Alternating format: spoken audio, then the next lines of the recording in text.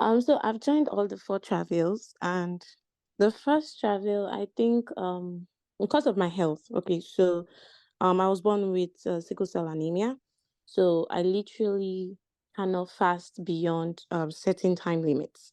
So I would usually just try to do over, and then if I notice that it's like my body is not agreeing with me, I will just cut it short to 6 p.m. So I think the first retreat, something happened, and then Lady Anne was talking with the ladies about puff puff and jollof rice and how you just be arranging the food, and then God will just tell you, I want you to take over the fasting and everything. I really longed for it because I wanted to like do the fasting. Like I wanted to do like the 2 days fasting. So the second time I joined, I couldn't do it. The third time I joined, I couldn't do it. And then yesterday, um my intention as usual was let's try to do it, but if we cannot do it, then 6 p.m. is fine. So yesterday during Lady Ann's first session, I was having like serious cramps, and I tried so hard not to take any medication because I was like, if I take medication, that means I'm going to have to break at 6 p.m. and eat. And I was like, no, but the pain was persistent, and then I was like, you know what, I'll just take it. Another time will come, I will do it again. But when I started the session, and I can't remember the sister who spoke yesterday, when I basically started the whole Thanksgiving, it was like God just started pouring out things to me. And then when I had the second or the third session, um, I was sitting down, and for some reason I just felt that I saw myself lying down flat. So I lay down flat, and I felt God come into the room, and He started talking to me, and at some point, because I was writing everything He was telling me, and then at some point He was like, um, he was just there. And then I was like, I want you to reveal yourself to me. I want to see you. I want to hold you. And I was just tearing up and everything.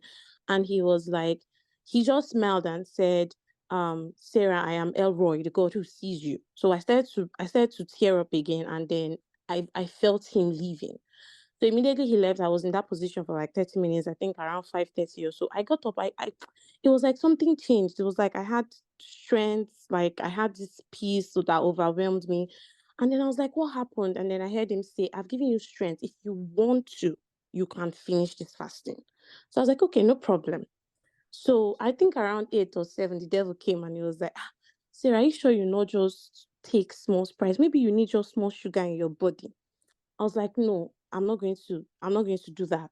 So he just tried and tried, but I was persistent. So I had the night session, and then today, we had the morning session. It was just like I had strength from nowhere. I didn't understand, but I knew because God had already told me yesterday He had given me strength. So today again, I was having the second session. I was done with, I think, the 12 p.m. session, and I was just worshiping. And for some reason, I just started crying again.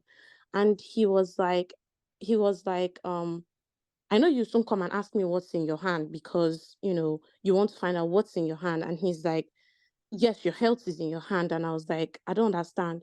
And it was like, every time I'm always telling you, I want you to share your story because, yes, you have sickle cell, but I am using you, the weak thing of this world, to show to the strong that you are strong.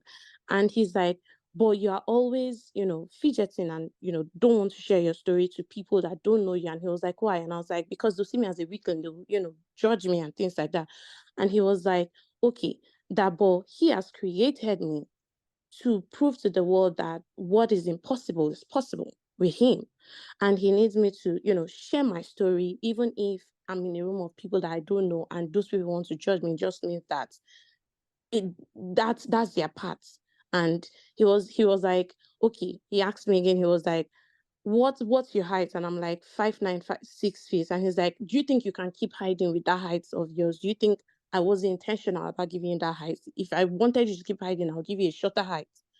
And I was like, okay. And I just kept on tearing up.